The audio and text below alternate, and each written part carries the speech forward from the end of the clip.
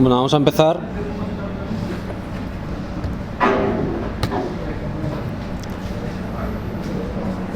Vamos a cambiar un poco de tercio, ¿de acuerdo? Vamos a seguir con desarrollo de aplicaciones en Internet, pero ahora vamos a ver otro tipo de aplicaciones, ¿vale? Son lo que se denominan los servicios REST. A ver, por favor.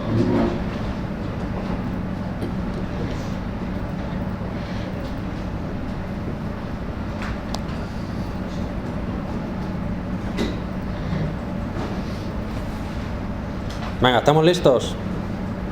¿Sí? Bueno, como digo, lo que hemos visto hasta ahora es el desarrollo de aplicaciones que se comunican a través de sockets, ¿vale? Es una forma de comunicación a bastante bajo nivel. Hemos visto desarrollo de aplicaciones web, donde las aplicaciones presentan básicamente una vista en formato HTML al cliente, típicamente un navegador. Y hoy vamos a ver otro tipo de aplicaciones, que son los servicios REST. ¿Bien?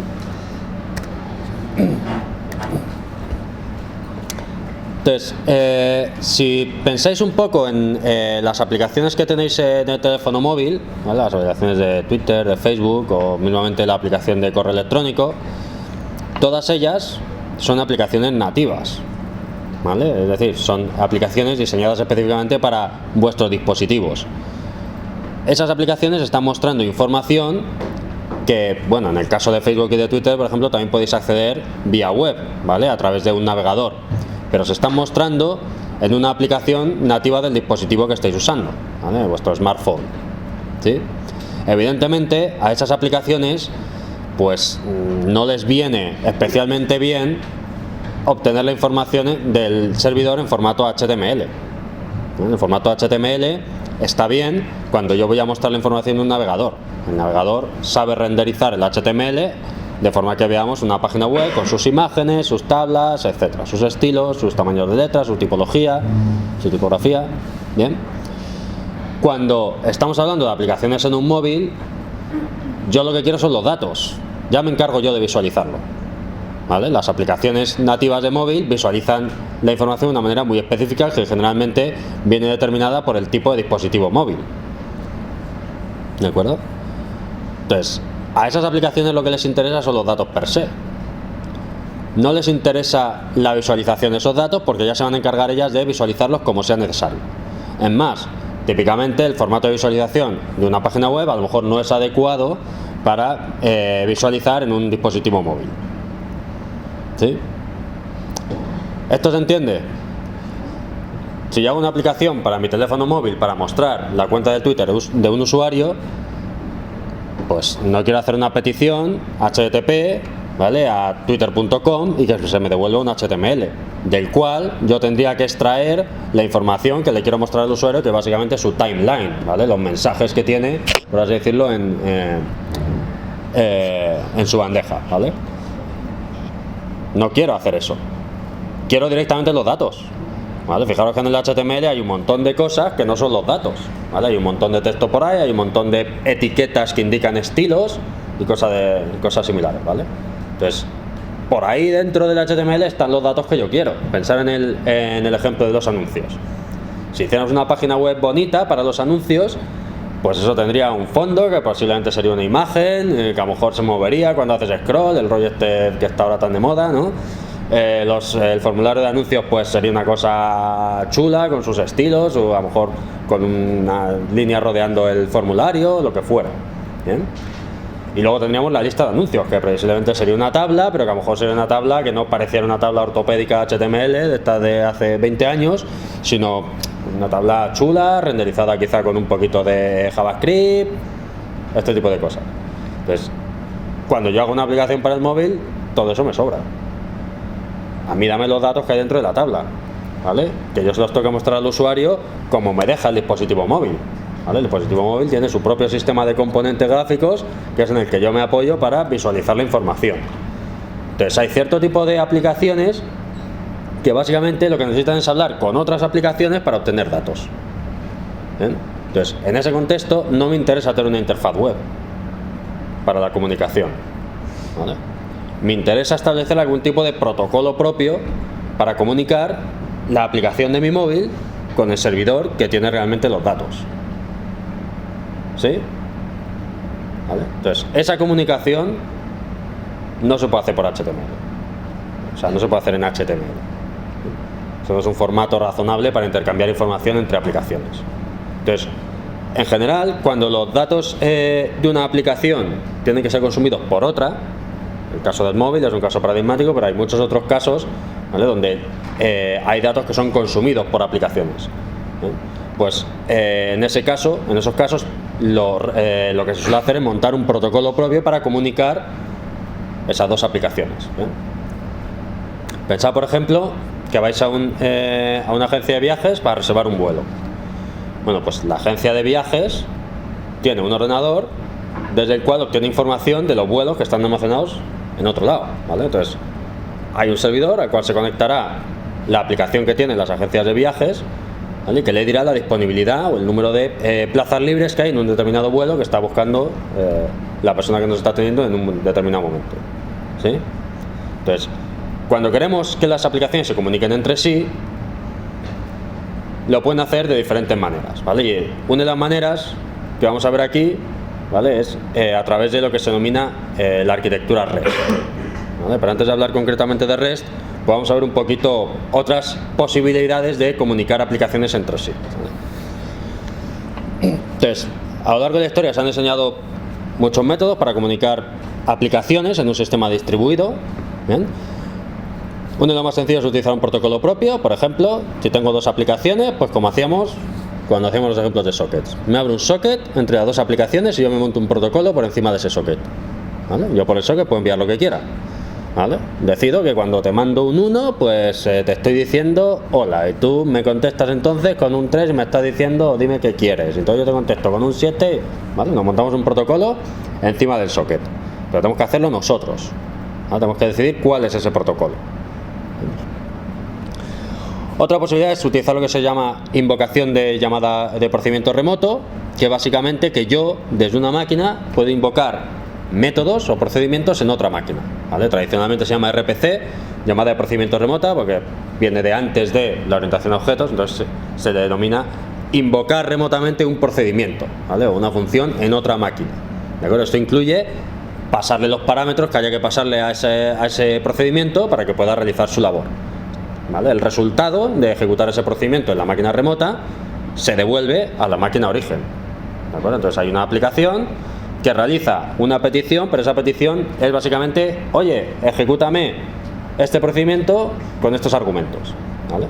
Y el resultado de esa ejecución se le devuelve a la aplicación que hizo la petición.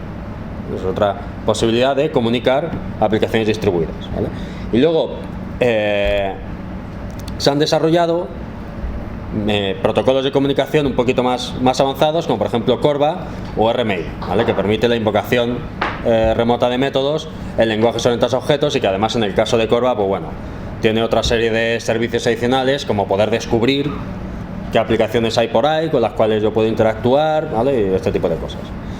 No nos importa demasiado, simplemente que sepamos que aquí estamos hablando de comunicar dos aplicaciones, ¿vale? No estamos hablando, como en el caso de las aplicaciones web, de un usuario sentado delante de un navegador web, ¿vale?, y el navegador web haciendo peticiones a un servidor web, ¿de acuerdo? No estamos hablando de ese caso, ¿vale? Estamos hablando de dos aplicaciones que tienen que hablar entre sí, por las razones que sean, ¿no?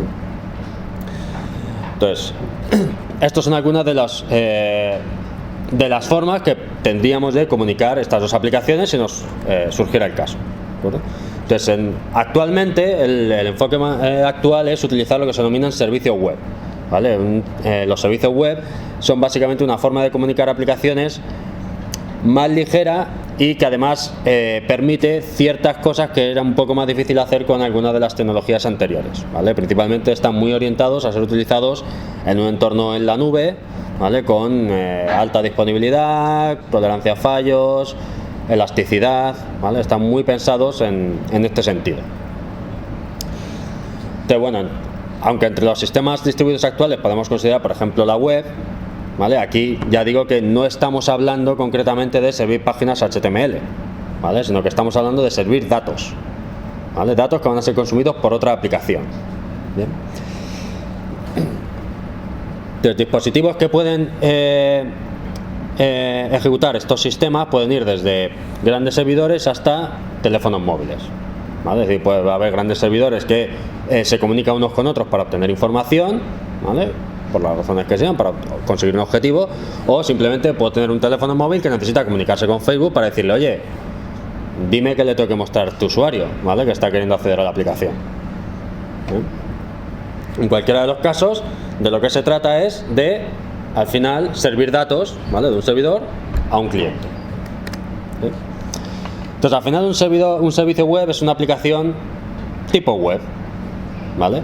En el que hay un cliente que hace peticiones y hay un servidor que las contesta. En este sentido, muy parecido a lo que sería una aplicación web, ¿vale? Que recibe peticiones, lo que pasa es que la aplicación web devuelve al final páginas HTML. ¿Sí?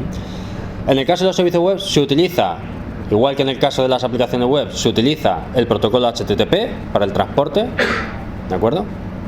Y para realizar la interacción entre el cliente y el servidor. ¿Sí? Entonces, nuevamente aquí tenemos otra similitud con las aplicaciones web, ¿vale? Utilizamos el mismo protocolo, ¿vale? Que es el protocolo HTTP para servicios web que van a servir datos y para aplicaciones web que van a servir HTML, básicamente, ¿vale? Bueno, también sirven imágenes y tal, pero para que nos entendamos. Entonces, ya lo vengo repitiendo desde el principio, se diferencia principalmente de las páginas web, ¿vale? En que de las aplicaciones web, en que una página web se devuelve en formato HTML, ¿de acuerdo? Mientras que un servicio web lo que hace es devolver información estructurada que va a ser procesada por la otra aplicación, ¿vale? El objetivo de esa información no es mostrársela tal cual al usuario. El objetivo de esa información es procesarla de alguna manera o hacer alguna cosa con ella. A lo mejor al final sí que se le muestra al usuario, ¿de acuerdo? Pero no hay información sobre cómo se debe mostrar esos datos al usuario, ¿vale? Que eso sí lo hay en el HTML, ¿vale? El HTML indica, sin género de duda, por así decirlo, aunque luego cada navegador lo puede interpretar un poco como quiera, pero indica cómo hay que mostrarle la información al usuario, ¿vale? Aquí no. Aquí lo que se devuelve es un conjunto de datos, lo que son una información estructurada, típicamente en formato XML o JSON, que ahora hablaremos de esto. Entonces, luego el cliente hace con esa información lo que le parezca. Si es un cliente de móvil, pues lo presentará a través de los componentes gráficos que tengan el dispositivo móvil de que se trate, ¿vale? Si es, yo qué sé, imaginaros, el display de vuestro coche, ¿vale? La radio de vuestro coche, pues lo mostrará la información ahí en la radio como pueda, ¿vale? A lo mejor ahí no se puede pintar filigranas como hace un navegador web, ¿de acuerdo?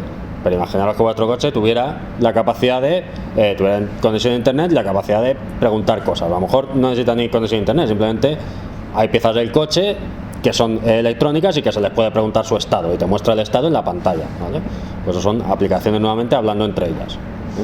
Entonces no hay información de cómo se va a mostrar cómo se van a mostrar los datos. Lo único que viajan son los datos, ¿vale? Luego cada uno hace con esos datos lo que le parezca. Entonces los clientes de los servicios web pues pueden ser, por ejemplo, páginas web que tengan Ajax, ¿vale? Que me permite procesar la información que hay que mostrar en la página web de manera asíncrona.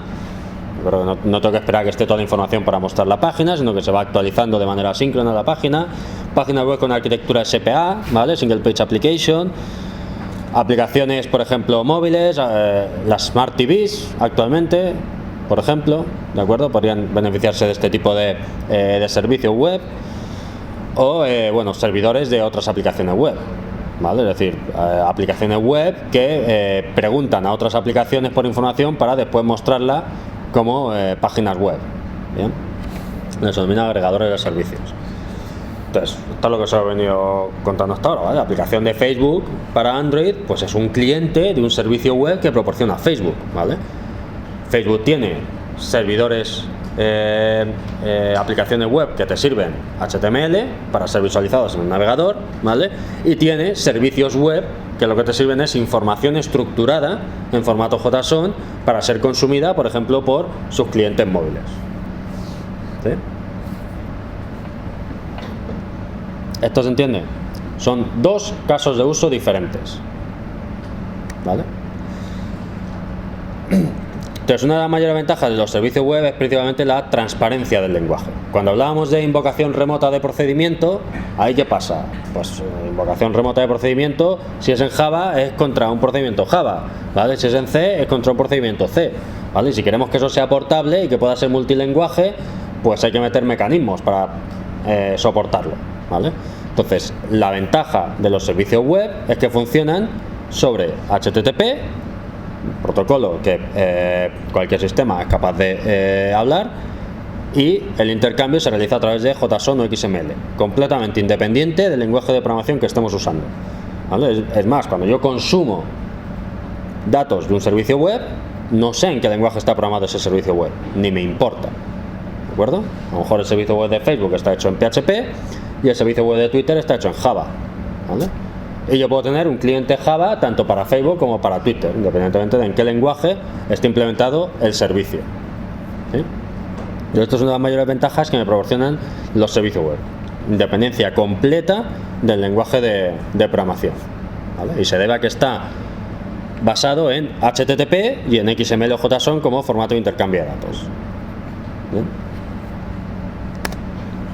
Entonces, dentro de los servicios web tenemos dos grandes familias. Tenemos los basados en SOAP y los servicios web tipo REST, ¿vale? Los basados en SOAP sobre todo se basan en XML, en el uso del lenguaje de marcado XML y en lo que se denomina el XML esquema. Están muy formalizados y definidos y en este sentido son más pesados, ¿vale? Por así decirlo, en un servicio tipo SOAP todo tiene su tipo, hay una serie de clases y si no tienes esas clases, pues no puedes hacer peticiones al servicio, ¿vale? Entonces, aunque las clases se pueden generar automáticamente a partir de ficheros de descripción del servicio, pero en general se consideran servicios más pesados, ¿vale? Y se utilizan menos. Y luego están las arquitecturas tipo REST, ¿vale? Los servicios tipo REST se pueden basar en XML o en JSON, soportan los dos formatos, ¿vale? La mayoría de los servicios REST, pues yo puedo elegir como cliente en qué formato quiero que se me den los datos. Es más habitual utilizar JSON últimamente, ¿vale? Pero muchos servicios permiten que tú puedas configurar en la petición que le haces al servicio cómo quieres que se te devuelvan los datos, en XML o en JSON. Están menos formalizados y definidos, ¿vale? En el sentido de que si yo quiero saber cómo invocar un servicio REST, tengo que tener documentación, ¿vale? No hay un ficherito, por así decirlo, que me describa cuáles son los métodos que tengo yo disponibles, por así decirlo, dentro de mi servicio, cuáles son los recursos a los que puedo acceder, ¿vale? Todo eso va en forma de documentación. Pues en este sentido están menos formalizados, ¿vale? Pero tiene la ventaja de que son más ligeros. ¿Bien? No solamente son más ligeros, sino que yo puedo añadir cosas sin romper a los clientes que yo hubiera, ¿vale? Porque al estar menos formalizados, aunque yo añada cosas, no rompo a nadie. Si quitas, pues ya es otra historia, ¿vale? Si quitas cosas, sí que rompes, ¿vale? Pero la ventaja de los servicios es que yo puedo ir añadiendo, ¿vale? Y mis clientes no tienen ningún problema por eso.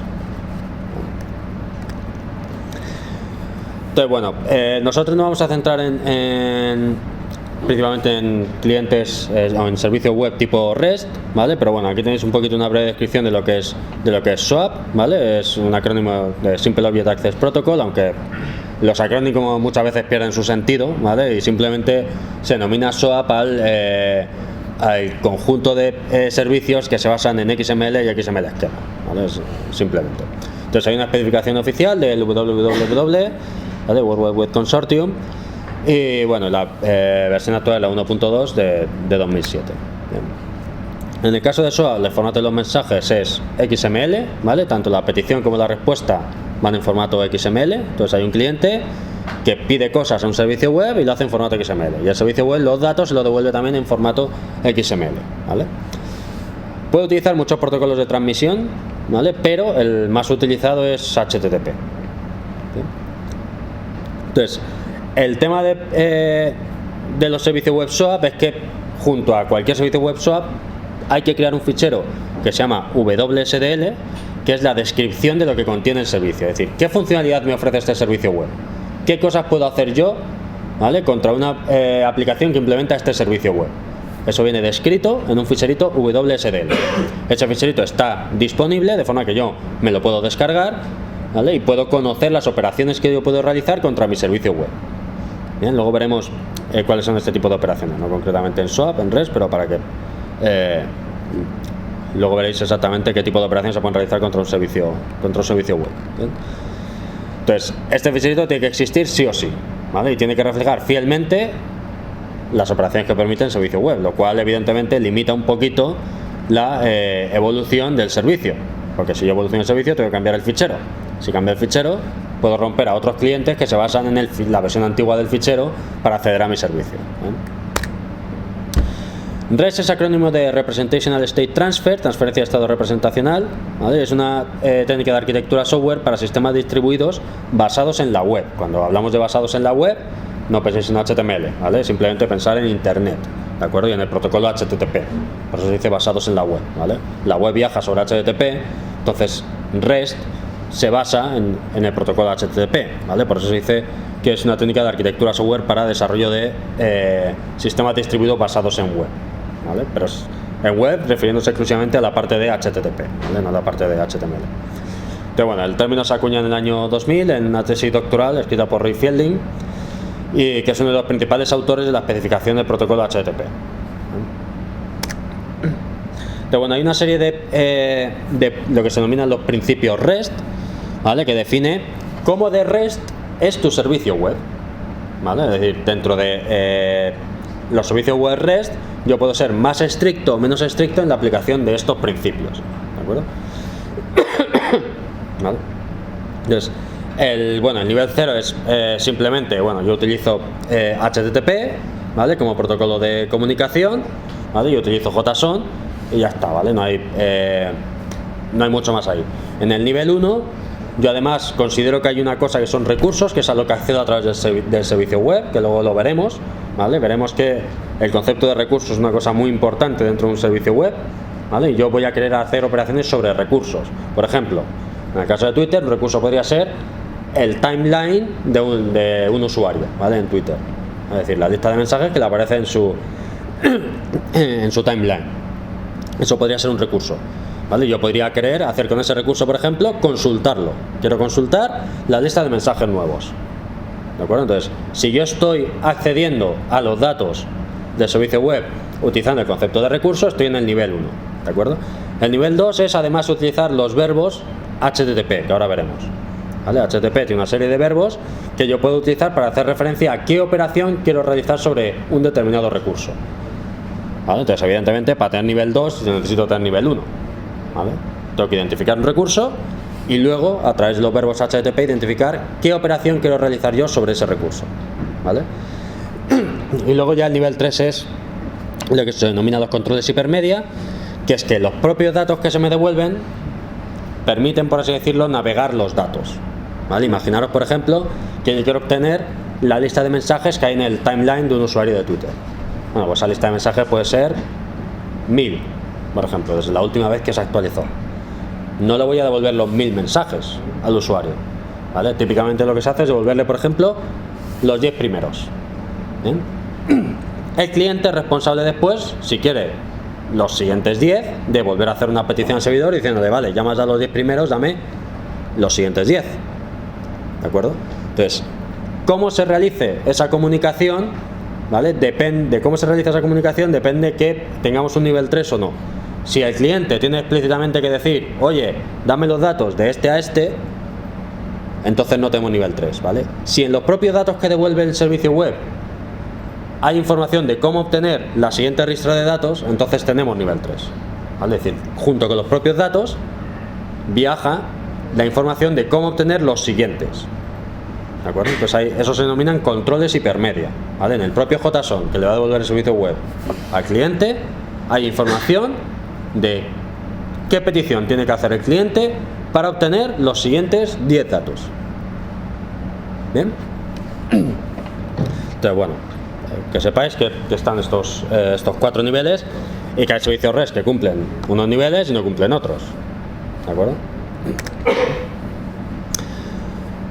Entonces, bueno, aunque el término REST, igual que ocurre con SOAS, originalmente se refería a un conjunto de principios arquitectónicos, ¿vale? Normalmente se utiliza en un sentido bastante más amplio, ¿vale? Nos referimos por servicio REST a cualquier interfaz web simple que utiliza XML o JSON junto con HTTP, ¿vale? Para servir datos, ¿de acuerdo? De una manera más o menos informal, ¿vale?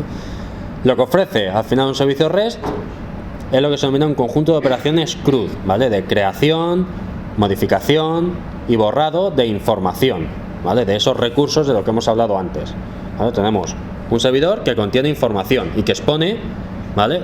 Una interfaz de tipo REST, ¿vale? A los clientes. Esa interfaz de tipo REST me permite acceder a los datos que hay en el servidor y realizar operaciones de tipo CRUD sobre ellos, ¿eh? Para realizar estas operaciones de tipo CRUD sobre un recurso, utilizo lo que se denominan los métodos del protocolo HTTP, ¿vale? Que algunos ya lo conocéis porque hemos hablado de peticiones GET HTTP y hemos hablado de peticiones POST HTTP, ¿de acuerdo? Pero hay otros tipos de peticiones HTTP, ¿vale? Aquí en concreto se muestran 4: GET, PUT, POST y DELETE, que precisamente son las 4 operaciones que me permiten hacer el CRUD, ¿eh? Y ahora veremos cómo funciona, ¿vale? De los servicios REST son actualmente los más utilizados para construir servicios web en Internet, ¿vale? Se empezó utilizando mucho SOAP porque tenía, bueno, cierta formalización, pero se ha ido abandonando en favor de REST, que es más flexible, ¿vale? Más ligero y más flexible. Entonces vamos a, para poder presentar los servicios REST, vamos a ver un poquito lo que es el formato JSON de intercambio de datos, ¿vale? Y después veremos cómo diseñar un servicio REST, ¿de acuerdo? Y cómo implementarlo utilizando Spring. Bueno, JSON es un formato de intercambio de datos que son las siglas de JavaScript Object Notation, ¿vale? Es un formato muy ligero que además tiene una peculiaridad, ¿vale? Y que es directamente procesable por JavaScript, ¿vale? Entonces esto ha permitido que se popularice mucho su uso, porque sobre todo en aplicaciones Ajax, ¿vale? Es código JavaScript el que hace las peticiones al servicio REST, ¿vale? Y es ese código JavaScript el que tiene que procesar los datos que devuelve el servicio REST. Entonces, si utilizas un formato que de manera nativa se soporta en JavaScript, pues tanto mejor, ¿eh? Entonces, JSON es un subconjunto de anotación literal de objetos de JavaScript y se utiliza para codificar la mayoría de la información de la mayoría de los servicios REST, ¿vale? Ya digo que muchos servicios REST soportan también XML y el cliente puede decidir si recibir los datos en un formato u otro, pero la lingua franca, ¿vale?, en servicios REST es JSON. JSON es un formato que, dada su popularización, sobre todo en servicios web, ¿vale?, pues al final se acaba usando en otros contextos, como por ejemplo en ficheros de configuración, ¿vale? La información en JSON está estructurada, ¿vale? Aquí tenéis un ejemplo de formato de documento JSON, ¿vale? Se habla de documento, aunque no tiene por qué ser un fichero en disco, ¿vale? Esto puede ser una cadena de caracteres que viaja por la red, ¿vale? Que son los datos que recibe un cliente después de hacerle una petición al servidor, ¿vale? Entonces, la información se estructura, como veis aquí, va encerrado entre llaves, ¿vale? Y son básicamente atributos clave, valor, ¿vale? Clave, 2 puntos, valor. Bien, lo que pasa es que el valor puede ser a su vez un dato estructurado, de forma que si lo que tengo es un dato estructurado, vuelvo a abrir llave, cierro llave y dentro puedo seguir metiendo pares clave valor, ¿vale? Entonces es una estructura anidada, ¿de acuerdo? En este documento JSON, ¿vale?, que viene representado por las llaves más externas, tenemos una clave que es menú, ¿vale?, cuyo valor, lo que aparece después de los 2 puntos, que es a su vez un documento estructurado que empieza aquí y acaba aquí, y que tiene una serie de campos que son una clave ID con valor file, coma, los pares clave valor se separan con comas, ¿vale?, una clave value con valor file, coma, una clave popa con valor nuevamente un dato estructurado, ¿vale? Este dato estructurado empieza aquí y acaba aquí, ¿vale? Contiene un único par clave valor que tiene de clave menu item y de valor una lista. Las listas se denotan con corchetes, ¿vale? Tiene una lista, lo que pasa es que esta lista es un poco peculiar porque no es una lista de strings, por ejemplo, sino que es una lista a su vez de datos estructurados, ¿vale? Con lo cual, cada elemento de esta lista es a su vez un dato estructurado encerrado entre llaves, ¿vale?, que tiene sus pares clave valor, value new, on click create new doc, ¿vale? Otro nuevo dato estructurado dentro de la lista, value open, on click open doc, ¿vale? Y otro nuevo dato estructurado dentro de la lista, value close, on click close doc, ¿sí? Entonces hay 3 ítems en la lista, ¿vale? Cada uno de los cuales a su vez es un documento estructurado que contiene pares clave valor dentro. Normalmente a los datos, lo que yo estoy llamando datos estructurados, que vienen encerrados entre llaves, se los llama documentos u objetos, ¿vale? Porque lo podemos ver también como objetos con atributos, ¿vale? Que tienen un nombre de atributo y un valor del atributo, ¿de acuerdo? De hecho, en Java se mapearán precisamente a esto, ¿vale? Y en JavaScript también. ¿Bien? Entonces, ya digo, todo lo que viene encerrado entre llaves se lo llama documento u objeto. ¿Bien? Yo puedo tener documentos dentro de documentos, ¿vale? Objetos dentro de objetos. Entonces, este nivel de composición es muy similar a la composición en programación orientada a objetos, ¿vale? Yo puedo tener una clase que tiene un atributo, que es un tipo, que es a su vez una clase, ¿vale? Que tiene también una serie de atributos. ¿Sí? ¿Se entiende el formato? ¿Vale? Entonces, al final, lo que tengo es un conjunto de pares clave-valor, ¿vale? Lo que pasa es que el valor puede ser simplemente una cadena, puede ser un número, puede ser un valor booleano o puede ser un objeto, ¿vale? Y si es un objeto, pues se encierra entre llaves y tiene a su vez dentro pares clave-valor, ¿vale? O bueno, puede ser una lista, ¿vale? Y las listas se denotan con corchetes. Perdón, con corchetes, sí, con corchetes, ¿vale? Entonces, este es el tipo de información que produce un servicio web y que consume un cliente web. Esta información es muy sencilla de procesar, tanto en la parte del servidor como en la parte del cliente, ¿vale? Existen librerías para procesar esta información, ¿vale? Esto además está soportado ya, como os digo, de manera nativa en JavaScript.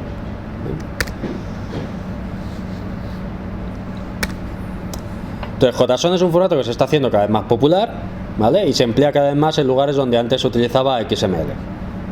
De hecho, no es raro que encontréis servicios web que directamente no soportan XML, ¿vale? Solo soportan JSON. No es realmente un estándar como tal, ¿vale? Hay que tener en cuenta que XML es un estándar, ¿vale? Soportado por el W3C. JSON no es un estándar como tal, pero está basado en el estándar de JavaScript, ¿vale? La única cosa particular y que a veces da un poco de problemas con JSON es que hay una cosa que JSON no tiene, ¿vale? Que yo no puedo poner en un documento JSON, y son comentarios, ¿vale? Entonces, bueno, un comentario, cuando lo que estás haciendo es comunicar un cliente y un servidor, no lo quieres para nada, pero por ejemplo, cuando lo usas como fichero de configuración, pues a veces que sí que quieres poner comentarios, ¿vale? A las cosas que aparecen en el fichero, ¿vale? Bueno, pues JSON no soporta, no tiene una sintaxis para comentarios, ¿vale? El formato JSON. Entonces, no podemos poner comentarios en un documento JSON. Entonces, bueno, hay muchas librerías, ¿vale? En cualquier lenguaje de programación para procesar documentos en formato JSON, ¿bien? En el caso de Java, pues quizás dos de las más conocidas son Jackson y JSON, ¿vale? Jackson es una librería que está soportada de manera nativa por Spring, de forma que si la ponemos nosotros precisamente una aplicación Spring, pues Spring es capaz de utilizarla para procesar, tanto para convertir documentos en formato JSON en objetos Java, como para convertir objetos Java en documentos en formato JSON, ¿vale? Tener en cuenta que cuando el servidor recibe una petición que contiene información en formato JSON, ¿vale? Tiene que saber qué información se le está pidiendo, ¿vale? Eso no lo hace procesando el documento JSON, sino que hay un paso previo de conversión de ese objeto JSON o ese documento JSON, ¿vale? En un conjunto de objetos Java, ¿vale? Y después esos objetos Java ya tienen sus atributos con sus valores y son preguntados por el servicio para ver cuál es la información que se está pidiendo, ¿de acuerdo? Entonces, el formato JSON no se procesa directamente tal cual, sino que hay una conversión inicial de ese documento JSON en un conjunto, en un grafo de objetos, ¿vale? Que son los que yo realmente voy a manipular, ¿vale? Yo nunca manipulo directamente JSON, ¿de acuerdo? Entonces, para poder realizar esa conversión hacen falta librerías, ¿vale? Y ahí es donde entran Jackson y JSON, ¿vale? Ambas librerías son capaces de coger un documento JSON y generarme un conjunto de objetos que representan la información de ese documento, ¿vale? Y el proceso inverso, coger un conjunto de objetos, ¿vale? Y guardármelos en una representación en formato JSON, ¿vale? Tener en cuenta que en el servidor web yo voy a estar cogiendo datos de la base de datos, ¿vale? Cargándolos en objetos Java, y yo luego esos datos los tengo que enviar al otro extremo y los tengo que enviar en formato JSON, ¿vale? Entonces esos objetos Java hay que transformarlos en formato JSON para devolverlos con la respuesta. ¿Sí? Entonces, repito, no vamos a procesar nosotros directamente el JSON, ¿de acuerdo? Sino que previamente tanto el cliente web como el servidor web transformarán ese documento JSON en un conjunto de objetos que yo pueda manipular de una manera más sencilla, ¿vale? ¿Sí? En esos objetos, cada clave del documento JSON será un atributo, ¿vale? Y el valor de esa clave será el valor asociado a ese atributo del objeto.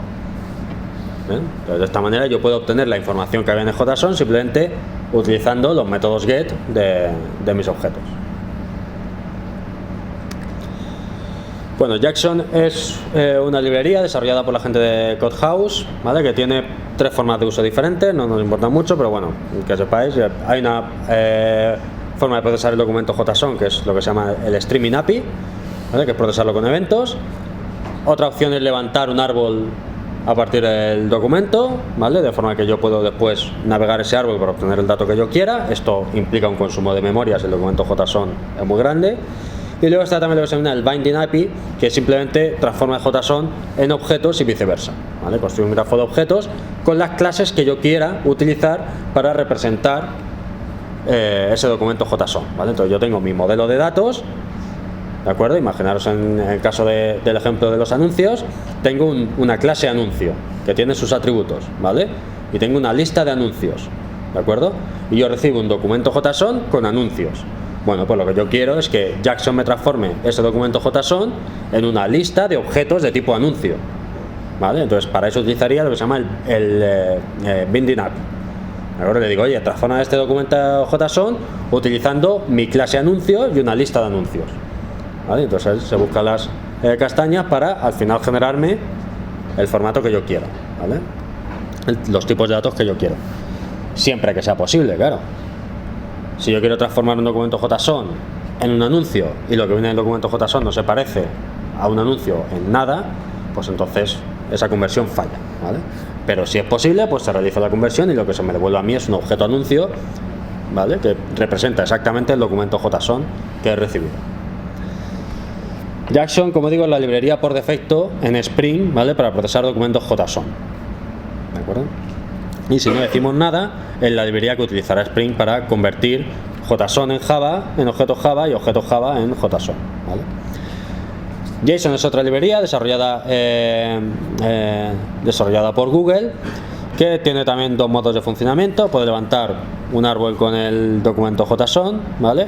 O tiene también el modo Binding API, ¿vale? De forma que transforma un documento JSON en nuestros objetos Java. Es más ligera que Jackson, entonces hay veces que se utiliza en reemplazo de Jackson cuando la eficiencia importa, ¿vale? A nosotros no nos interesa esto, ¿vale? No nos importa. Bueno, que sepáis que siempre de cada tecnología, pues típicamente hay varias librerías que podamos utilizar. Vale, entonces ya tenemos claro dónde juega el papel JSON, ¿vale? Que es básicamente el formato de intercambio de datos entre mi cliente y mi servidor, ¿vale? Y también sabemos que necesito generar documentos JSON a partir de objetos Java, ¿vale? Y generar objetos Java a partir de documentos JSON, para lo cual utilizo una librería de conversión, ¿vale? Como Jackson. Ahora vamos a ver cómo diseñar servicios REST, ¿vale? Entonces, el enfoque más habitual en los servicios REST de nivel 2 es este que tenéis aquí, ¿vale? Los recursos los vamos a identificar en la URL, ¿vale? Es decir, como os he comentado antes, cuando yo accedo a un servicio web tengo que indicar qué operación quiero realizar y sobre qué recurso la quiero realizar. Imaginemos el ejemplo de los anuncios, ¿vale? Bueno, pues tengo que identificar sobre qué anuncio quiero realizar la operación, ¿vale? Supongamos que quiero borrar un anuncio. mira, es que yo quería vender una moto, pero es que ya la he vendido, entonces quiero eliminar el anuncio para que no me sigan llamando y no me sigan molestando, ¿vale? Bueno, pues la forma de hacer eso a través de un servicio REST, ¿vale? Sería como tenéis aquí, yo tengo una URL de mi servicio web, ¿vale? Que me permite identificar el recurso sobre el cual yo quiero realizar la operación, que en este caso es un anuncio que quiero borrar, ¿vale? De alguna manera. Por ejemplo, el anuncio podría tener un identificador único, un nombre único, ¿vale? Que se compone, por ejemplo, de el asunto del anuncio más una fecha. Supongamos que eso da lugar a un identificador único. Bueno, pues mi servicio web podría exponer una URL como esta que tenéis aquí, ¿vale? Mi servicio web vive en el servidor donde sea, ¿vale?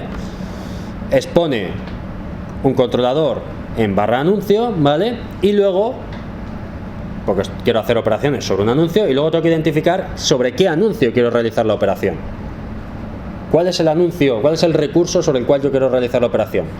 Pues, volviendo al ejemplo, si asumimos que el identificador es el nombre, el asunto del anuncio concatenado con la fecha en la que se publicó el anuncio, ¿vale? Pues yo podría hacer referencia a mi anuncio en el cual yo vendí una moto, que lo publiqué el día 23 del 10 de 2014 como vendo-moto-23-10-2014, ¿vale?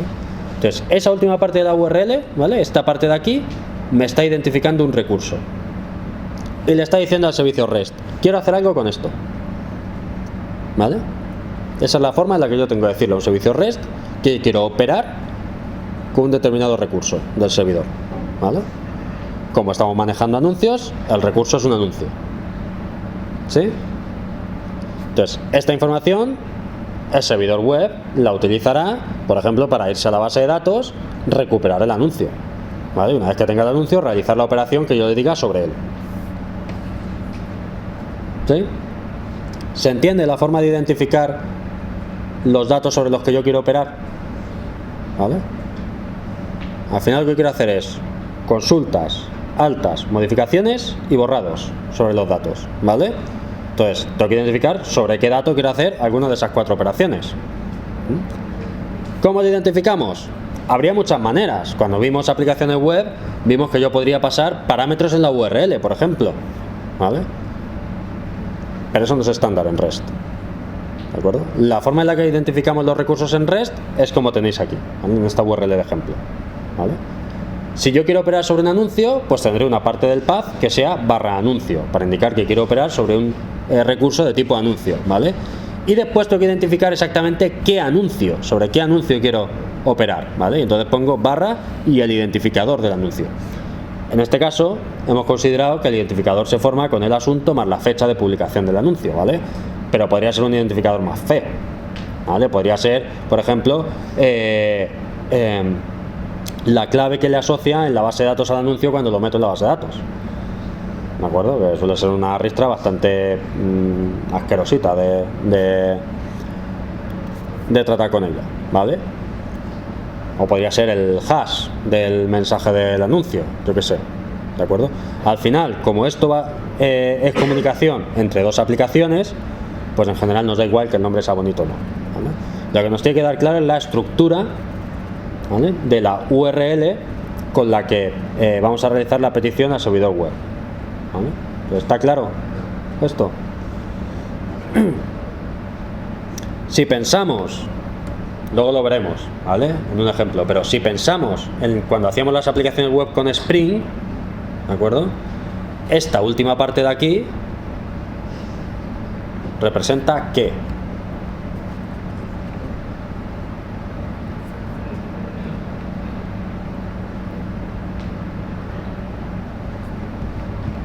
Una variable dentro del path, ¿vale?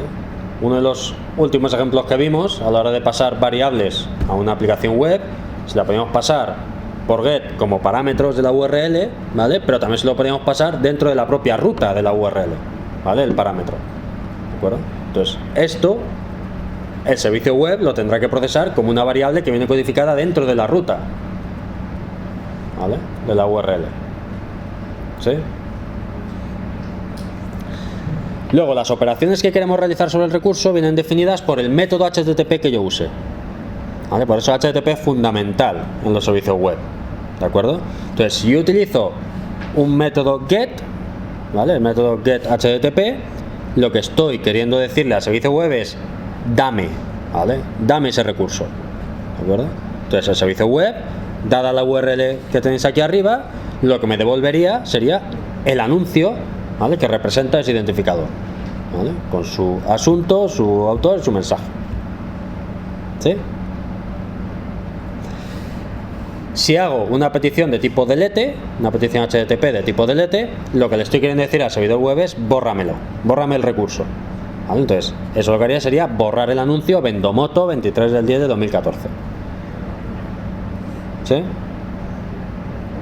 Si hago una petición de tipo post, lo que estoy queriendo decir es quiero añadir el recurso, ¿vale? Quiero darlo de alta, quiero que me lo guardes, ¿vale? Entonces el servicio web lo que hará será coger, asociar a ese identificador que tenéis en la URL, ¿vale? El contenido del cuerpo del mensaje, ¿vale? Recordar que cuando hago una petición por post, ¿vale? Con la petición viaja un cuerpo, ¿vale? Donde yo puedo poner información, ¿vale? Entonces la información del cuerpo que irá en formato JSON, porque hemos dicho que intercambiamos los datos en formato JSON, contendrá el asunto del anuncio, el mensaje del anuncio y el autor, ¿vale? El servidor web recibirá los datos en formato JSON, ¿vale? Y lo guardará en la base de datos asociado a ese recurso, ¿vale? Sí. Bueno, en realidad normalmente cuando haces un post, ¿vale? Para añadir un nuevo recurso, no decides tú cuál es el identificador del recurso, ¿vale? Entonces veremos posteriormente que dejas que sea el servidor web el que decida cuál va a ser el identificador del recurso y típicamente luego te lo devuelve para que tú lo conozcas y puedas hacer operaciones con él. Y luego el último de los métodos del protocolo HTTP que se utilizan en los servicios REST es put, que básicamente lo que hace es modificar un recurso ya existente, ¿vale?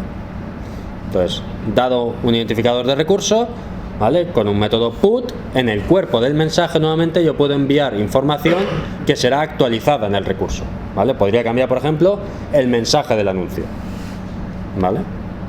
Entonces puedo hacer una petición put a este anuncio con un nuevo mensaje y lo que entenderá el servidor, el servicio REST, es que lo que queremos es modificar el atributo mensaje, ¿vale? Con el nuevo contenido que me estás pasando en el cuerpo del put. ¿Sí?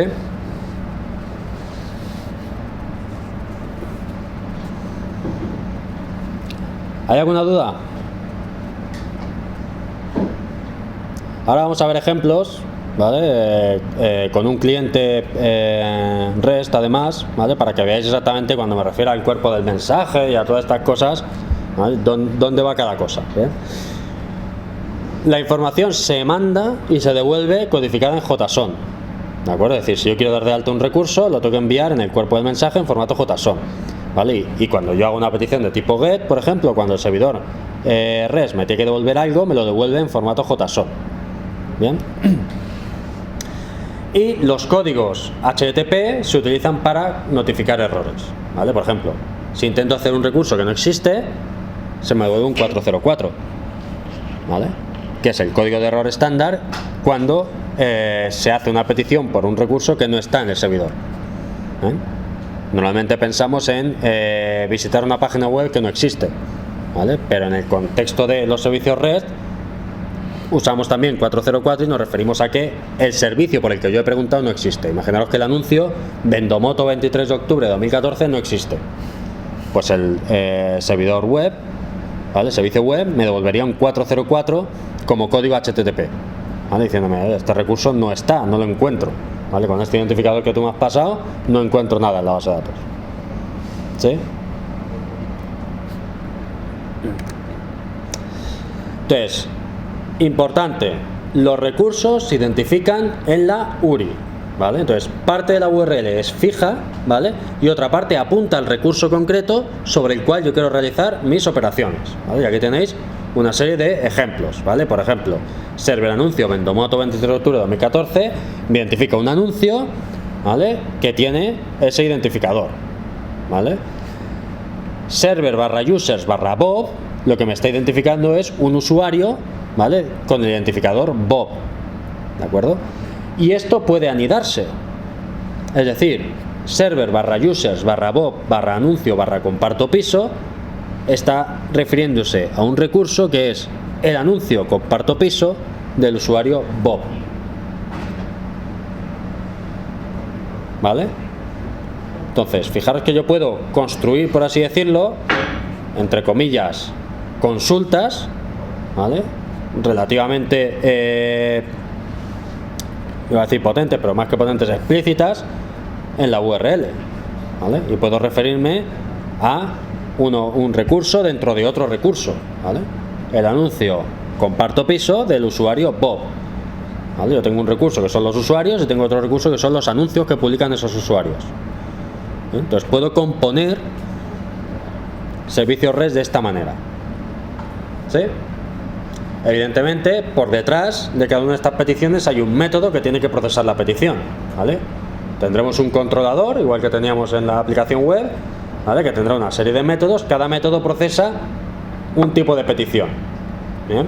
Entonces, habrá un método que se encargue de procesar las peticiones que llevan tanto el nombre del usuario como el anuncio, ¿bien? Y será diferente del método que procesa a lo mejor las peticiones donde directamente accedemos a un identificador de anuncio, como en el primer ejemplo.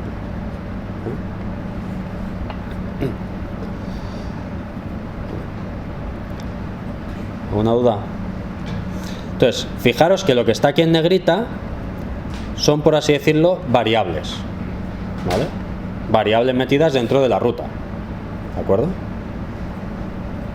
Entonces, cuando el servicio web recibe una petición del tipo de la que está aquí arriba, ¿qué es lo que tendrá que hacer? Irse a la base de datos a decir, oye, dame el anuncio que tiene de identificador Vendomoto 23 de octubre de 2014.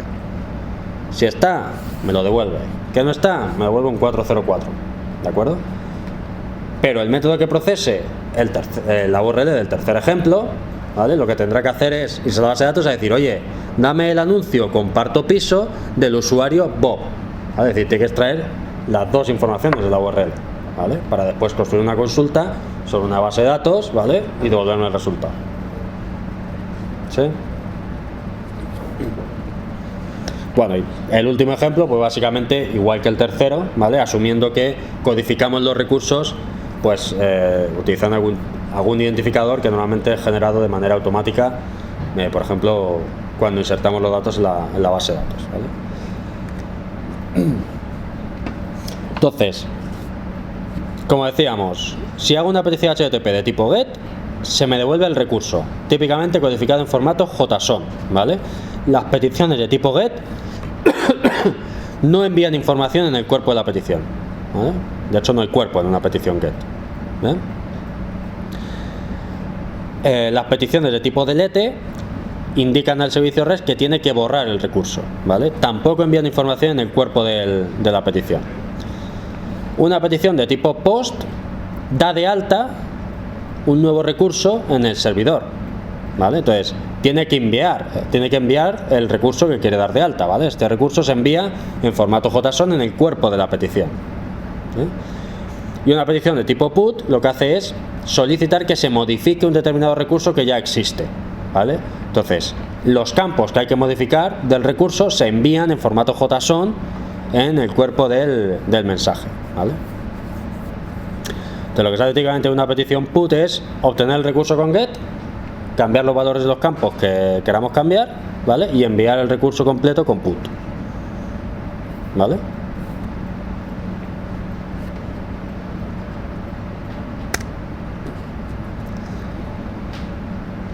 Por ejemplo, ¿vale?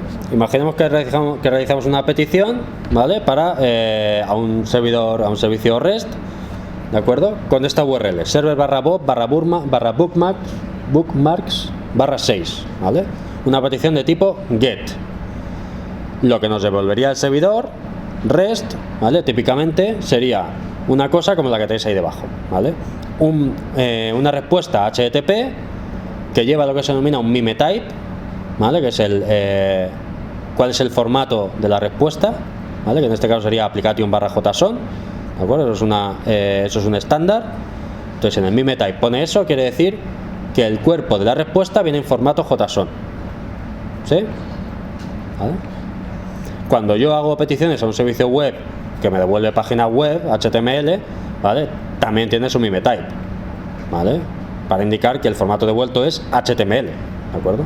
Entonces, en este caso, la respuesta vendrá con el campo mimetype y el puesto al valor application JSON, ¿vale? Para indicar que lo que se devuelve es información en formato JSON, ¿vale? Y el cuerpo de la respuesta podría contener algo como lo que tenéis ahí: un documento JSON, ¿vale? Con un campo ID de valor 6, un campo URI de valor, pues esa cadena de caracteres que tenéis ahí, ¿vale?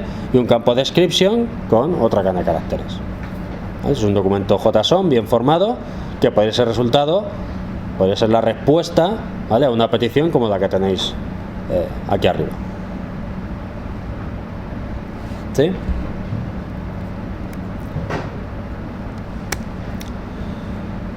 Bueno, como os he comentado anteriormente, en la respuesta se utilizan los códigos de estado HTTP para notificar cualquier error que se pueda producir, ¿vale? Entonces, bueno, los códigos de error del 100 al 199 no están definidos, ¿vale?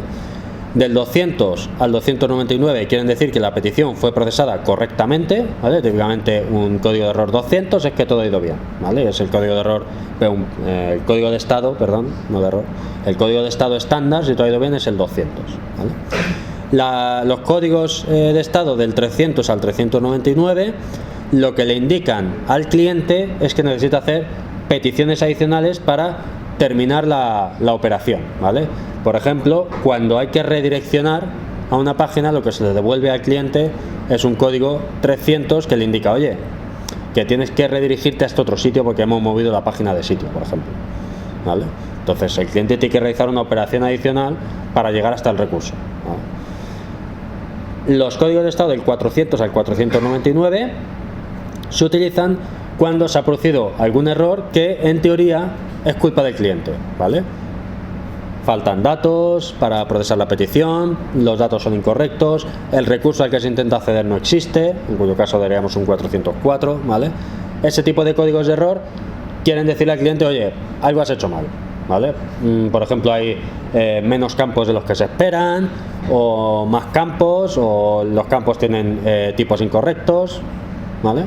Entonces, este tipo de errores son errores del cliente y entonces se utilizan, ¿vale? El estándar es utilizar los códigos de estado del 400 al 499, ¿sí? Y los códigos del 500 al 599 se utilizan para denotar errores en el procesamiento de la petición, ¿vale? Son errores más debidos al servidor, ¿vale? Pues falla, no hay conexión con la base de datos, o se produce una excepción durante la ejecución de la petición, o lo que sea, ¿vale? Es alguna condición de error se ha producido en el servidor, ¿vale? En ese caso se devuelve un código del 500 al 599, ¿vale? De hecho, habréis visto probablemente haciendo aplicaciones web con Java que a veces tienes error 500 internal server error, ¿vale? Pues ha producido algún tipo de error en el servidor, ¿vale?, que ha impedido terminar de procesar la petición.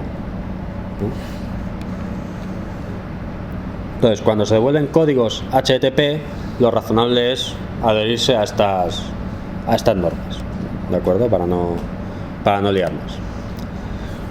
Vale, pues vamos a ver cómo se implementa un servicio REST. Hemos puesto un poco las diferentes cosas en su sitio, ¿vale? Hemos hablado de intercambio de datos, que lo vamos a hacer en formato JSON. Hemos hablado de cómo se identifican recursos en un servicio REST, ¿vale? Hemos hablado de cómo se utilizan los métodos HTTP para identificar qué quiero hacer yo con un recurso, y ahora vamos a ver cómo implementar un servicio REST. Entonces, para implementar servicios REST con Java existen dos formas, básicamente. Bueno, hay muchas más librerías para implementar servicios REST, pero bueno, básicamente las dos más conocidas son HaxRS, no porque sea la más utilizada, sino porque es un estándar, ¿vale?, de Java Enterprise Edition. Entonces, un estándar promovido por el propio Oracle, en este caso, vamos, que es el que gobierna Java, ¿vale? Y bueno, pues está disponible públicamente, ¿de acuerdo? Y se puede utilizar para construir servicios REST, ¿bien? Y la otra posibilidad es utilizar Spring MVC, ¿vale? Utilizar el propio framework de Spring para construir, en lugar de aplicaciones web que sirven HTML, utilizarlo para construir aplicaciones REST, ¿vale? El framework de Spring no es estándar, ¿vale? Es un framework desarrollado al margen de Oracle y de Java, ¿de acuerdo? Pero la verdad es que está muy extendido, ¿vale? Es una de las formas más habituales de implementar aplicaciones web y servicios REST, ¿sí? Entonces al final utilizamos básicamente el mismo sistema que para generar páginas web, ¿vale? ¿Qué diferencias tenemos? Bueno, si voy a hacer un servicio REST, ¿vale? Los controladores, en lugar de anotarse con @controller, se anotan con @RESTcontroller, de forma que digo que es un controlador REST, ¿vale? Eso ya le da cierta información a Spring, ¿vale? Sobre cómo tiene que procesar las peticiones. Por ejemplo, si yo le digo que mi controlador es un RESTcontroller, Spring se va a encargar de transformar las peticiones en formato JSON en objetos Java, ¿vale? Y mis objetos Java en la respuesta en formato JSON que se envía al cliente, ¿vale? Solo por ponerle esa anotación, ¿de acuerdo? Entonces, lo primero que tengo que hacer para definir un controlador REST es anotarlo con RESTcontroller, ¿bien? Otra diferencia, los métodos ahora ya no devuelven el nombre de una plantilla que hay que renderizar, ¿vale? Aquí ya no hay nada que renderizar, ¿de acuerdo? Aquí directamente lo que se va a devolver es el objeto que yo quiero enviarle al cliente de vuelta, ¿vale? Y ese objeto se transformará en un documento JSON que se enviará al cliente. Pero esa transformación se realiza de manera automática, ¿de acuerdo? Entonces yo lo único que tengo que hacer en mi método, que está procesando una petición REST, es hacer la operación que sea y devolver un objeto Java. Ese objeto Java se convertirá en un documento JSON, utilizando por defecto la librería Jackson que veíamos anteriormente, ¿vale? Que es la librería que utiliza por defecto Spring, ¿sí? ¿Vale? Entonces, como digo, esta conversión tiene lugar de manera automática y se le llama serialización. Se serializa un objeto o un conjunto de objetos Java, ¿vale?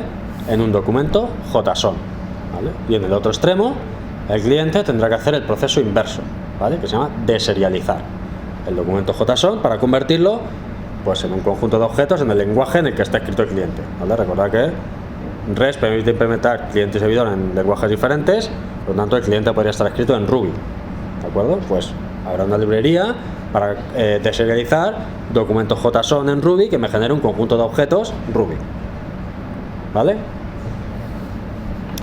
Entonces, no vamos a utilizar el parámetro model, ¿vale? Porque aquí no tenemos que meter información en un modelo para que luego se renderice una plantilla, sino que directamente, por así decirlo, vamos a devolver nuestras propias clases del modelo, ¿vale?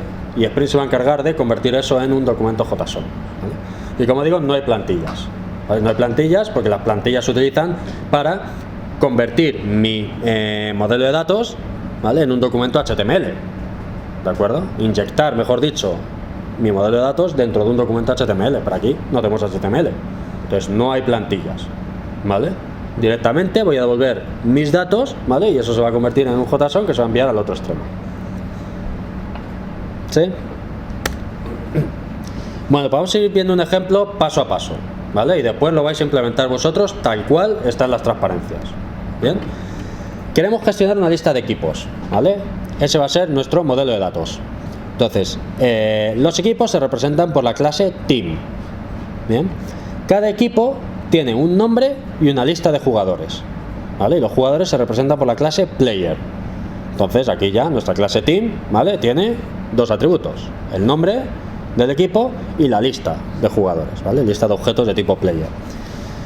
El servicio REST permitirá obtener todos los equipos con sus jugadores, ¿vale? Pero también me va a permitir obtener un equipo concreto dado su nombre. Es decir, que tengo que soportar dos peticiones distintas. Una petición que me devuelva todos los equipos, ¿vale? Todos los equipos, me refiero cada equipo con sus jugadores, es decir, todo el grafo de objetos entero, ¿vale? Todos los datos. Y otra petición que me permita, dado el nombre de un equipo, que tendré que codificar en la URL, como hemos visto, ¿vale? Ese va a ser el recurso, el nombre del equipo, me devuelva el equipo, ¿vale? Es decir, yo pongo el nombre y se me devuelve un objeto team, ¿vale? Con todos sus datos asociados, el nombre y la lista de jugadores, ¿sí? Este va a ser nuestro servicio REST, ¿vale? Bueno, pues vamos a definir el modelo. ¿Cómo sería nuestra clase team? Nuestra clase team sería una cosa como esta, ¿vale? Tiene un atributo que es una lista de jugadores, ¿vale? Una lista de player, de objetos de tipo player, ¿vale? Y tiene un nombre, ¿sí? Los modelos, el modelo, igual que sucedía cuando desarrollábamos aplicaciones web, tiene que seguir básicamente la regla de lo que se denominan Java Beans, ¿vale? Que es que tiene que tener un constructor por defecto sin parámetros y tiene que tener métodos get y set para los atributos, ¿vale? Entonces aquí nos ha puesto todo el código, pero para que os hagáis una idea, ¿vale? Aquí está el constructor sin parámetros. Tengo un constructor con parámetros también para poder crear los objetos yo en mi código de manera cómoda, ¿vale? Pero esto no es obligatorio. Lo que sí que es obligatorio es este constructor de aquí y los métodos get y set de cada uno de los atributos de la clase, ¿vale? En este caso get players, get name, set players y set name, ¿vale? Recordar que la convención de getters y setters es que el método get no recibe nada, ¿vale? Y devuelve un objeto del tipo del atributo, ¿vale? Y el método set recibe un objeto del tipo del atributo y devuelve void, ¿vale? Entonces, esta sería nuestra clase team. ¿Cómo sería nuestra clase player? Pues nuestra clase player, asumimos que un jugador tiene un nombre, ¿vale? Y luego tiene un apodo, ¿vale? Pues Cristiano Ronaldo CR7, ¿vale? Bueno, pues vamos a hablar nuestra clase player con esos dos atributos, ¿vale? Y nuevamente necesito un constructor sin parámetros y luego un método get y un método set por cada uno de los atributos de la clase, ¿vale? Este va a ser nuestro modelo de datos, ¿bien? Entonces ya tengo el modelo de datos, me falta implementar mi controlador, correcto, que atienda a las peticiones, a las dos peticiones que habíamos definido, ¿sí?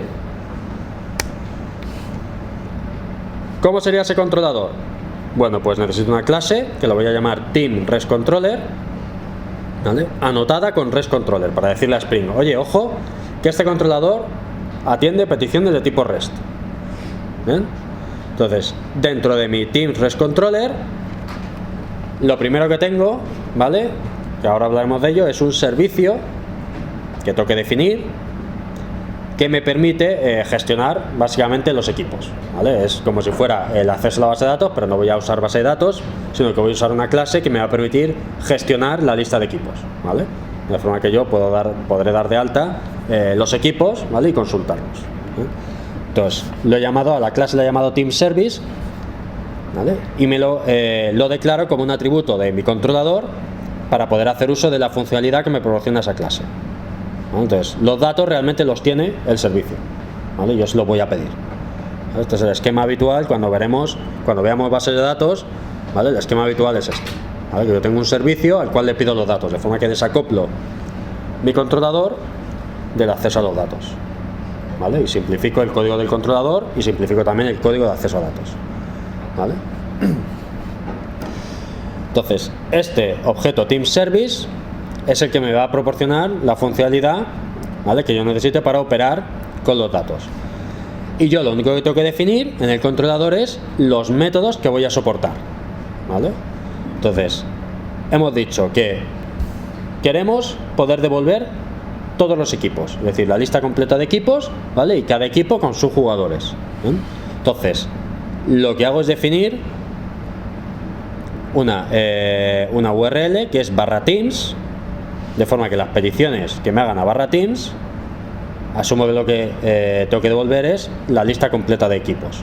Y esto lo hago exactamente igual o muy parecido a como lo hacía en mi aplicación web.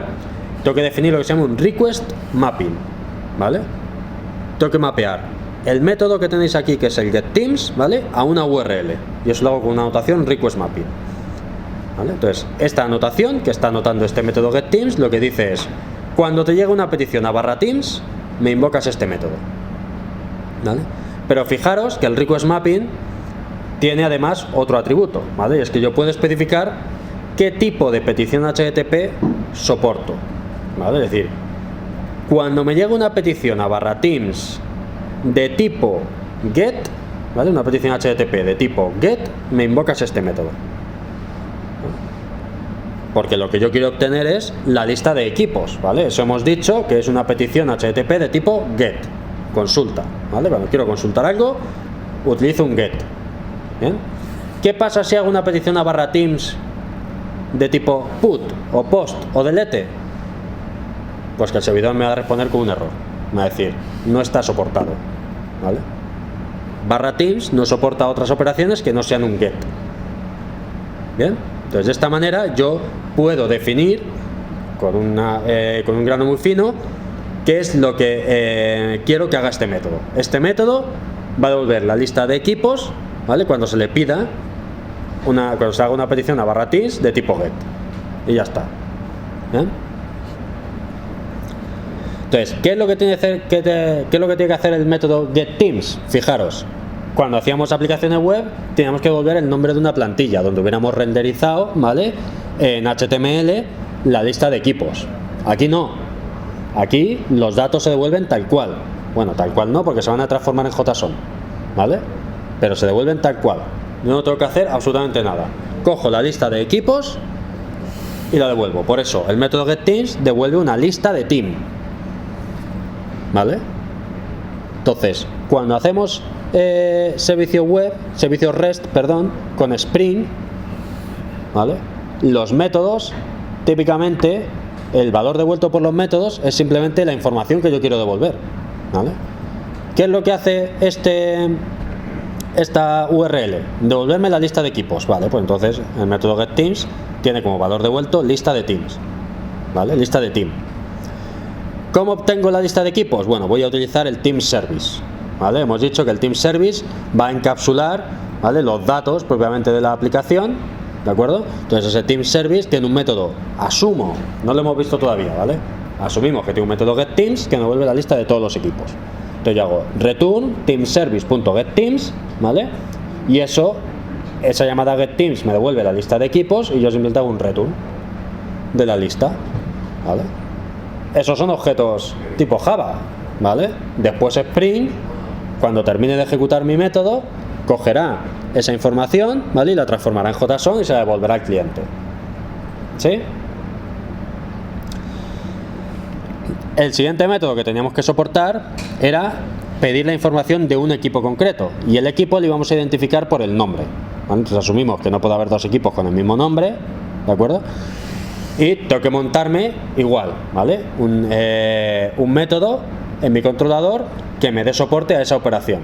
Entonces lo que hago es nuevamente definir un request mapping que va a estar asociado a la URL /team nombre del equipo, ¿vale?, de forma que ese team name que veis aquí es lo que me identifica el recurso, ¿vale?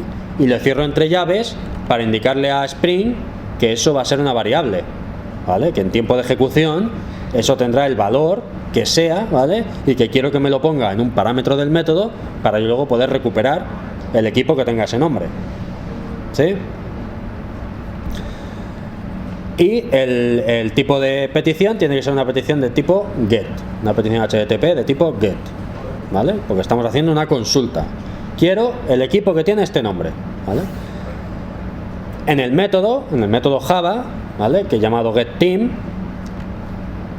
recibo el nombre del equipo, ¿vale? Y para eso le tengo que anotar este parámetro, ¿vale?, con la anotación pathVariable, donde le digo a Spring, oye, este team name que tenías en la ruta me lo pones aquí, ¿vale?, como un parámetro del método. Entonces, si hago una petición a /team Barcelona, ¿vale?, pues lo que acabará en ese parámetro es la cadena de caracteres Barcelona. ¿Sí? ¿Esto se entiende? Fijaros que vamos a acceder siempre a los recursos de esta manera, es decir, los recursos van codificados en la URL, en el path de la URL, la ruta, ¿vale? Entonces vamos a estar utilizando continuamente los servicios REST, la notación pathVariable, ¿vale?, para indicar, oye, esta parte del path que sepas que es en realidad una variable y que me lo tienes que poner como un parámetro para yo después poder buscar ese equipo en la base de datos o donde sea, ¿vale? En este caso, nuevamente me apoyo en team service, ¿vale?, y le pido el equipo que tiene ese nombre, ¿vale? Así que hago teamservice.getTeam ¿vale? Y esto lo que me devuelve es el equipo que tiene este nombre, si es que existe, ¿vale? En realidad aquí hemos obviado todo el procesamiento de error, ¿vale? Yo tendría que considerar que a lo mejor no existe el equipo, entonces si esta llamada me devuelve null, por ejemplo, pues devolver un código de error 404, etcétera, etcétera, ¿vale? Eso no lo estoy considerando, ¿vale? Lo estamos pasando por alto porque nos estamos centrando en ver cómo se implementaría un servicio REST sencillito, ¿vale? En Spring, ¿sí? Entonces simplemente lo que me devuelva Team Service, ¿vale? Pues yo le hago return, ¿vale? Y esto es un objeto de tipo team, ¿vale? ¿Esto lo entienden? Es decir, ahora estoy pidiendo los datos de un equipo concreto, por tanto el valor devuelto por el método tiene que ser de tipo team, ¿vale? Nuevamente esto será transformado automáticamente por Spring en un documento JSON que será enviado al cliente, ¿sí?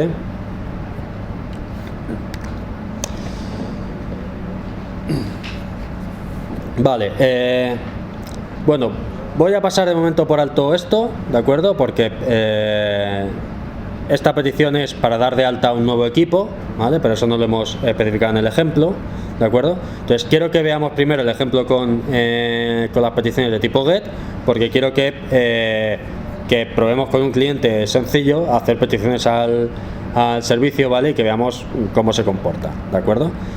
Lo último que me faltaría, bueno, faltan dos cosas, ¿vale? Primero, la aplicación, ¿vale? Pues la aplicación, básicamente lo mismo que teníamos cuando hacíamos desarrollo de aplicaciones web con Spring, ¿vale? Tengo una clase application que tiene ese código que veis ahí, ¿vale? Y que tiene dos anotaciones: component scan, para que me indague las clases a ver qué anotaciones hay por esas clases y me descubra qué cosas he puesto yo en mi código, y enable auto configuration, para que haga él, básicamente configure de manera automática todas las cosas que se vayan encontrando, ¿sí? Esto por un lado, que esto es igual que cuando hacíamos aplicaciones web. Pero por otro lado, lo que sí que cambia, ¿vale? Es mi POM XML, ¿vale? Las dependencias que yo tengo. Ahora ya no tengo una aplicación web, entonces antes aquí necesitábamos el motor de plantillas, ¿correcto? ¿Vale? Ahora no, ¿vale? Ahora simplemente digo o pongo una dependencia a Spring Boot Starter Web, ¿vale? Y ya está. No necesito incluir el motor de plantillas porque no lo necesito para nada. Bien, entonces en el POM XML de mi aplicación sigo teniendo como parent POM, como parent, el Spring Boot Starter Parent, igual que teníamos cuando teníamos la aplicación web, pero ahora lo que cambia es la dependencia, ¿vale? Que la dependencia ya no es Spring Boot Starter DiMyLeaf, sino que es Spring Boot Starter Web, ¿sí? Bueno, pues cogeros este ejemplo e implementarlo.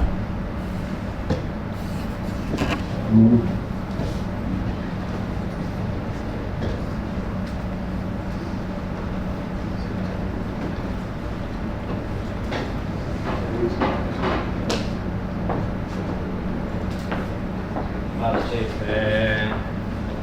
La clase Team Service, que se está aquí. La clase Team Service, básicamente, lo único que tiene que hacer es crear una serie de objetos en memoria, ¿vale? Crear un constructor que crea una serie de objetos de tipo team en memoria, los guarda en una lista e implementar los dos métodos que tenéis ahí, ¿vale? Y la tenéis que anotar con @service. Voy a poner aquí la implementación.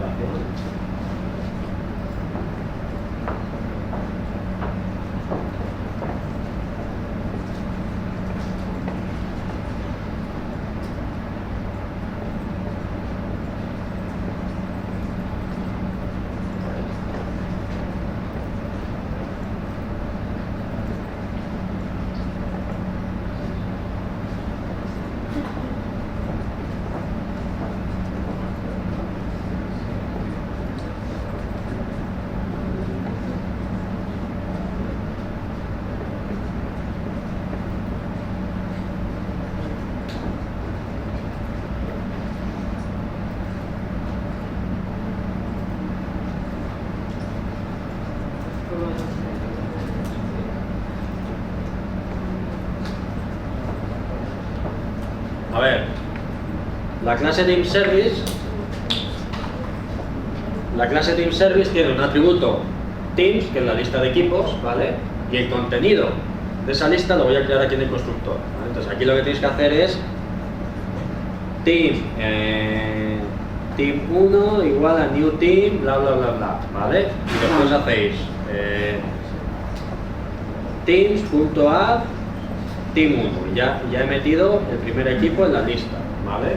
Lo que pasa es que por cada equipo además tenéis que crear los jugadores, ¿de acuerdo?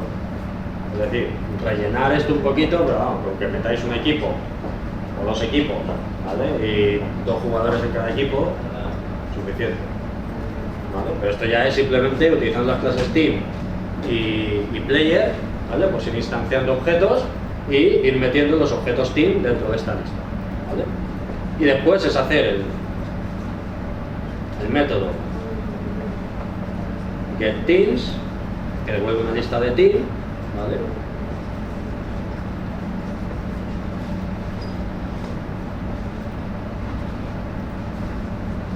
Que simplemente devuelve los teams. Bien.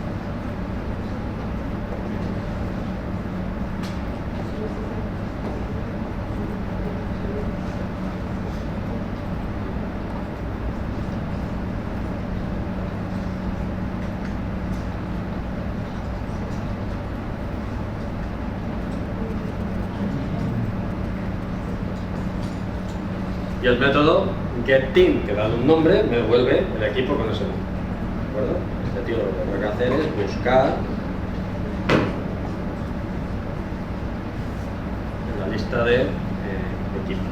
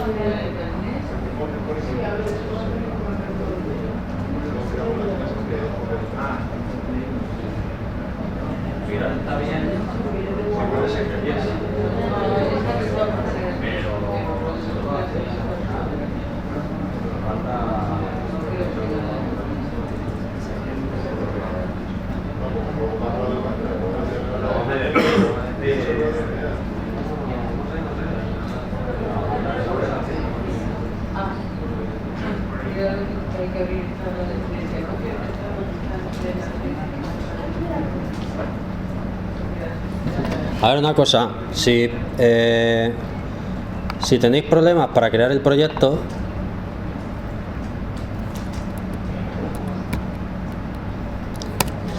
vale, si estáis creando un proyecto Maven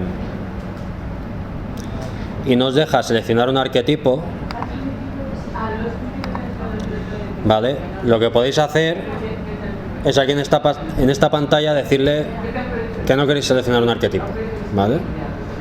Un arquetipo define la estructura que yo quiero para mi proyecto Maven, ¿vale?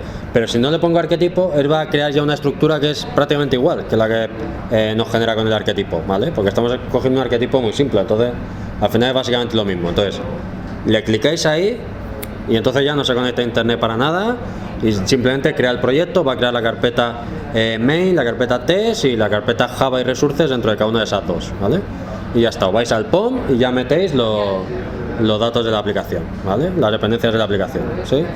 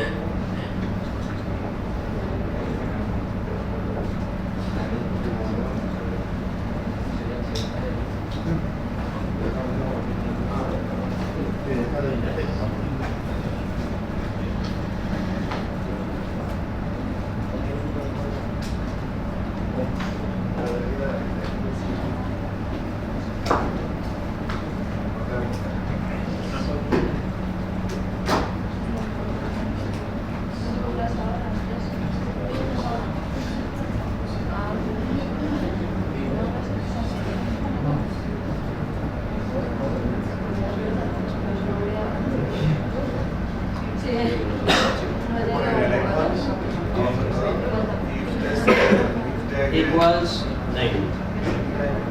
El nombre del equipo sea igual que me pasan por.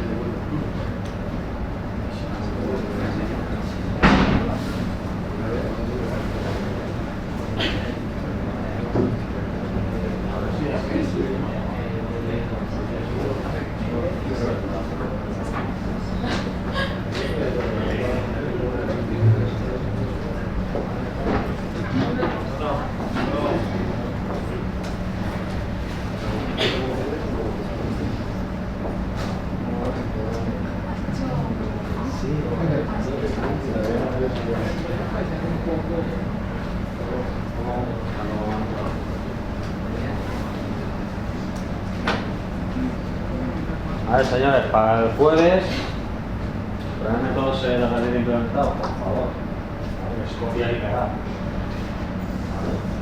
Para que podamos ver el funcionamiento, podemos ver con un cliente REST que se integra con Chrome, podemos ver cómo son las peticiones, cómo son las respuestas, ¿vale?